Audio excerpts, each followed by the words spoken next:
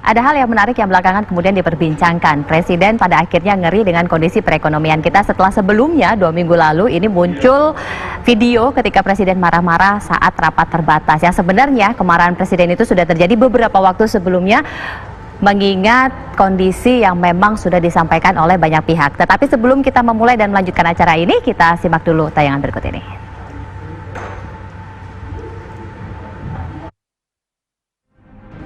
Kecemasan Presiden Joko Widodo terhadap kondisi ekonomi Indonesia kembali diungkapkan. Menurutnya, krisis ekonomi akibat pandemi virus corona semakin dekat.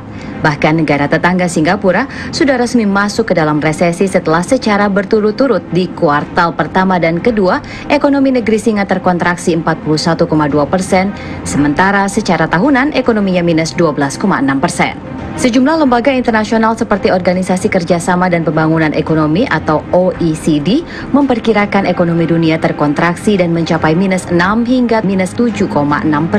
Kondisi ini lebih mengerikan mengingat krisis ekonomi tahun ini berbeda dengan krisis moneter di tahun 1998. Kalau enggak, ngeri saya, terus terang saya ngeri. Di kuartal ketiga ini kuncinya di kuartal ketiga. Saya melihat memang setelah kita rapat kabinet di sini ada pergerakan yang lumayan, tapi belum sesuai yang saya harapkan. Kekhawatiran Presiden terhadap krisis dinilai tidak berlebihan. Menurut Wakil Ketua Kadin Suryadi Motik, sejumlah indikator ekonomi sudah terlihat jelas. Ekonomi sudah terkontraksi pada kuartal 2 2020 akibat aktivitas ekonomi yang nyaris tidak bergerak selama pembatasan sosial berskala besar. PHK pun melonjak dan daya beli masyarakat anjlok. Daya beli masyarakat yang jelas sudah turun. Sedangkan pertumbuhan kita itu didorong oleh konsumsi masyarakat. Bagaimana mungkin konsumsi masyarakat bisa tinggi kalau mereka work from home, kemudian di lay off, kemudian ada juga yang dirumahkan, ada juga yang mulai sudah di PHK, tenaga kerja PHK aja. Mungkin perkiraan kalau di lapangan dengan yang tidak melapor dan yang sektor informal sudah 10 jutaan. Nah, ini kan indikator-indikator. Jadi kekhawatiran Presiden bahwa krisis ini memang kalau menurut saya sih sudah terjadi begitu. Ekonom Core Indonesia Peter Abdullah mengatakan resesi ekonomi akibat pandemi sulit dihindari. Yang harus dilakukan pemerintah adalah meningkatkan daya tahan dunia usaha agar ekonomi tetap bergerak. Itu resesi ekonomi tidak bisa dielakkan. Kita perkirakan kita memang akan menghadapi resesi. Tetapi itu bukan sesuatu hal yang sangat menakutkan. Ya. Selama, seperti saya sebutkan tadi, selama dunia usaha masih bertahan, maka kita bisa berharap walaupun kita mengalami resesi, kita akan bisa rebound dengan cepat ketika wabah itu sudah berlalu. Tahun ini pertumbuhan ekonomi Indonesia akan terkontraksi dan bisa mencapai minus seperti yang diperkirakan oleh sejumlah lembaga internasional. Artinya, ancaman krisis ekonomi semakin nyata. Lalu mampukah pemerintah menahan agar kejatuhan ekonomi tidak semakin dalam? Selamat malam pemirsa, kontraksi yang terjadi memang sudah dicatat, ini minus, kira-kira seperti itu. Tetapi tentunya seperti yang dikatakan oleh Presiden, kita berharap agar di kuartal ketiga ini ada peningkatan yang signifikan, sehingga paling tidak ini sudah plus walaupun hanya 0, untuk itulah di malam hari ini kita akan mendiskusikan lebih lanjut tema kita berkaitan mengenai Indonesia masuk masa krisis, Jokowi cemas. Kecemasan ini memang cukup logis mengingat bukan hanya Indonesia yang akan memasuki masa resesi itu, beberapa negara sudah menyatakan bahwa negara mereka sudah masuk resesi, salah satunya adalah negara tetangga Singapura. Saya langsung saja perkenalkan narasumber saya pada malam hari ini untuk mendiskusikan tema kita lebih jauh lagi. Yang pertama adalah Sekretaris Kemenko Perekonomian, Pak Susi Wiono. Pak Susi, selamat malam. Terima kasih Pak Susi sudah berkenan hadir. Selanjutnya ada Pak Raden Pardede yang merupakan Wakil Ketua Umum Kadin. Pak Raden, selamat malam. Ini tadi waktu jeda dikenalkan sebagai spesialis krisis, begitu kira-kira, karena beliau sudah melewati banyak krisis. Selanjutnya ada Bang Faisal Basri, ekonom senior. Bang Faisal, selamat malam. Dan ada Mas Yanuar Rizky yang merupakan pengamat ekonomi. Mas Yanuar, selamat malam. Saya tanya dulu deh ke Bang Faisal. Bang Faisal, kalau catatan Bang Faisal ini Bang, kondisi yang sekarang ini sudah dipastikan minus. Dan kita berharap agar nanti di kuartal ketiga ada peningkatan agar tidak terlalu dalam terpuruknya. Catatan dari Bang Faisal seperti apa? Mungkin masih cukup dalam triwulan 3 karena virusnya ini belum melemah. Jadi kemampuan kita untuk mengendalikan virus ini agak kurang. Data-datanya juga belum beres gitu ya, masih ngutak-ngutik data. Jadi ini belum mencapai puncaknya. Angka harian, kasus harian dan kematian pakai moving average 14 hari masih naik terus. Lantas active cases masih lebih tinggi daripada yang sembuh, kecuali mulai hari ini, jadi masih banyak sekali.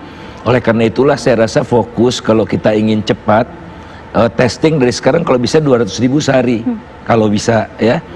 Dananya pool aja ke sana.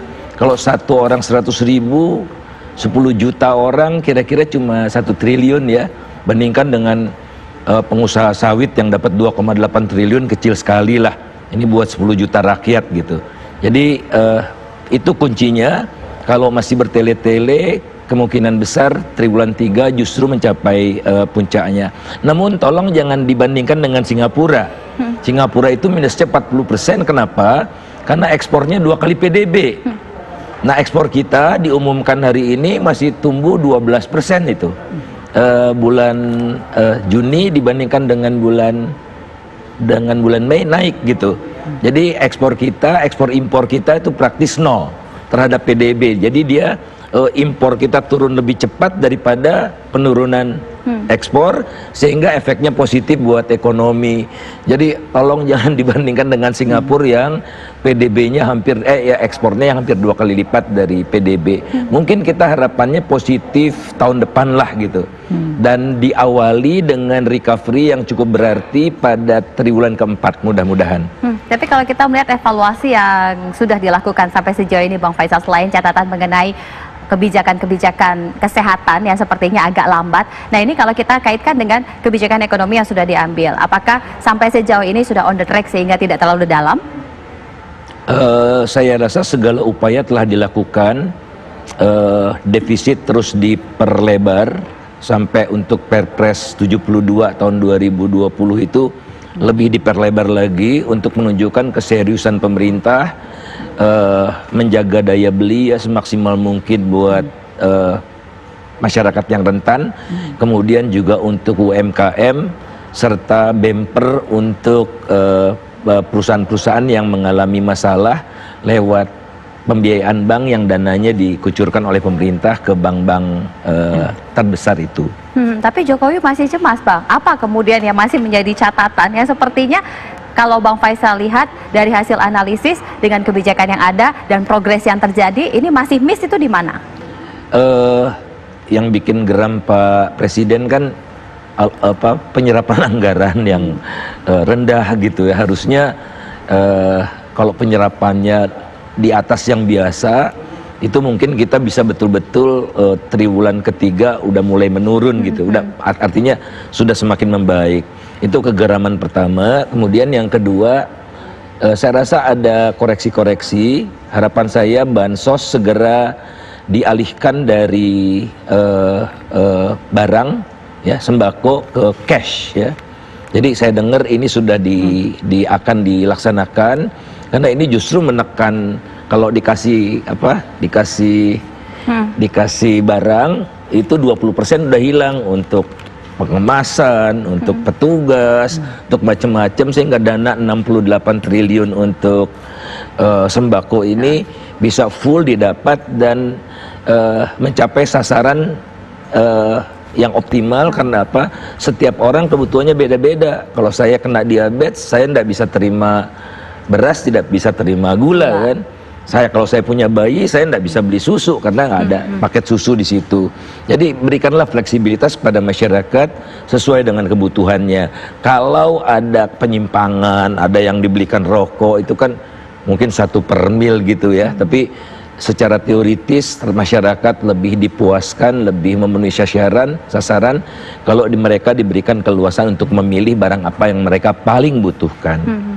Mas Yanuar, itu juga catatan Mas Yanuar sampai sejauh ini. Ya, kalau pertama sih setuju sama Bang Faisal ya, kita nggak bisa dibandingkan dengan Singapura. Kedua, ada keunikan di kita juga, bahwa masyarakat kita tingkat konsumsinya itu sebetulnya lebih memilih tetap berkonsumsi, mengurangi tabungannya, dan kalau bisa dia tetap biayai dengan berhutang. Dia dibandingkan dengan orang-orang yang terlalu rasional. Seperti orang-orang Singapura terlalu rasional. Jadi ketika dia dilanda kecemasan, maka dia akan cenderung memperbesar savingnya ataupun tabungannya. Sehingga kan itu kontraksinya di samping ekspornya juga menurun, kontraksi dari konsumsi masyarakatnya pun terjadi. Kalau di kita suka nggak suka itu juga menolong. Sehingga sebetulnya kalau misalnya virus ini sudah lebih bisa dikendalikan ataupun lebih masyarakat lebih berani, pasti pertumbuhan kita akan kembali ke zona positif karena masyarakatnya ya mungkin terus pulang kampung, terus mudik, terus juga ya yang kemarin tidak bisa dia dilakukan dia akan lakukan. Jadi ada hal-hal positif dari sudut itu. Tapi itu juga mengandung kelemahan sih sebetulnya. Jadi COVID ini ataupun pandemi ini kan sebenarnya mengkonfirmasi satu masalah yang sebetulnya sudah ada dari sebelum COVID, yaitu kesenjangan kita yang besar ya antara kelompok masyarakat perkotaan dengan masyarakat pedesaan. Di perkotaan pun antara kelompok menengah atasnya dengan menengah di bawahnya itu tingkat kesenjangannya besar. Tapi selama ini kan itu bisa ditopang karena kelompok yang di atasnya belanja ke bawahnya. Jadi artinya kan bahwa selama ini bahwa kelompok perkotaan yang di kantor dia beli gorengan, dia menggunakan jasa sektor informal. Jadi ada orang yang memang bekerjanya setiap hari cari kerja, jaminan pengaman sosialnya dari belanja kelompok masyarakat di atasnya. Nah begitu mereka ini ada work from home dan sebagainya, yang ini jelas terganggu. Ini yang kemudian juga menimbulkan kontraksi negatif di triwulan 1 dan triwulan 2 gitu ya, sehingga mungkin idenya yang tadi Bang Faisal katakan kasih tunai aja, karena kalau kasih tunai mereka juga akan cenderung belanja lagi ke bawahnya kan. Kalau mereka sembako mereka nggak mungkin barter ke bawahnya, itu juga bisa terjadi. Artinya kan di kelompok atasnya ini juga harus segera bergerak gitu ya. Artinya itu yang terjadi saat ini. Kedua, kalau dilihat dari respon pemerintah bahwa sekarang karena sektor realnya juga kena masalah, jelas penerimaan pajak juga bermasalah. Kalau kita juga mau mengurangi belanja, jelas akan tambah kontraksi. Berarti kan pilihan kita fiskal yang ekspansif. Nah, persoalannya belanja ekspansif seperti apa? Nah, menurut saya di titik ininya bahwa belanjanya mau kemana, kemudian konsep teknokrasinya mau gimana antara fiskal, moneter, kemudian juga pemulihan ekonomi nasional beberapa lewat BUMN, lewat PMN, lewat dana talangan, kemudian bagaimana transmisinya untuk menolong ke UKM misalnya, itu belum cukup jelas. Sehingga menurut saya beberapa catatan harusnya dari krisis ini kita manfaatkan jadi konsolidasi modal nasional. Artinya apa? Bagaimana kita mengutilisasi aset. Misalnya saja BUMN kita utilisasi asetnya rendah, cash flow-nya punya masalah, ya kan? Tapi asetnya besar. Kemudian perbankan kita hampir 91% udah disalurkan kreditnya. Tapi mereka likuiditasnya datang dari pasar sekunder surat utang negara misalnya. Kemudian pemerintah di fiskal ada neraca BI juga punya cadangan devisa dan sebagainya. Kan harusnya neraca moneter, fiskal pemerintah dan BUMN ini kan saling ngobrol satu sama lain, dan kemudian ini memangku UKM yang kita ingin pangku. Nah itu menurut saya sebenarnya momentumnya saat ini. Jadi kalau misalnya pemerintah punya kekhawatiran tentang pangan, ya kita sebenarnya mau pangan yang apa? Itu juga pertanyaan kan, karena reformasi pertanian tidak melulu tentang pangan. Pangan adalah salah satu industri pangan, ada juga industri pertanian, jasa pertanian dan sebagainya. Jadi hal-hal seperti itu menurut saya sebetulnya harus dikerjakan cepat oleh pemerintahan. Di samping pemerintahan juga sebetulnya diuntungkan oleh struktur masyarakatnya yang emosional dalam belanja. Nah yang emosional dalam belanja ini gimana pun juga nunggu momentum sih. Kita lihat aja sekarang, PSBB ini dilonggarkan, orang mulai rame ke sini, mulai naik. Dan mulai naik lagi. Naik lagi. Kalau besok misalnya orang merasa bahwa virusnya sudah selesai, entah itu lewat apa, ya pasti mereka akan belanja.